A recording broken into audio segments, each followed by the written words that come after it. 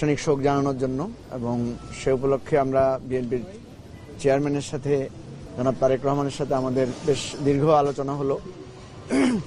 আমরা বেগম জিয়ার এবং শহীদ প্রেসিডেন্ট জিয়াউর রহমানের যে আত্মদান এবং অবদান সেটা স্বীকারও করেছি। পাশাপাশি আগামী দিনে রাষ্ট্র পরিচালনা এবং গণতান্ত্রিক চর্চা আমাদের রাজনৈতিক দলগুলোর মধ্যে কেমন হবে, রাষ্ট্র নিয়ে আমরা কে কি ভাবছি, সে সমস্ত বিষয় নিয়ে আমরা বেশ প্রাণবন্ত আলোচনা করেছি।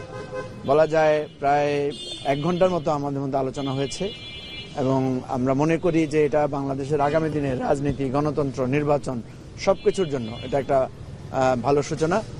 সবচেয়ে ভালো হচ্ছে উনি লাস্টে আমাদেরকে বিদায় দেওয়ার জন্য যেটা বলেছেন সরি, যে এটা হচ্ছে বিগিনিং, এটা এন্ড না। অর্থাৎ এই ধরনের আলোচনা আলো চালু থাকবে এবং এটা নতুন রাজনৈতিক সংস্কৃতি বাংলাদেশে চালু করতে পারবো আমরা, এটা আমাদের প্রত্যাশা। উন্নয়ন নিয়ে, পরিকল্পনা নিয়ে অনেক কথা হয়েছে।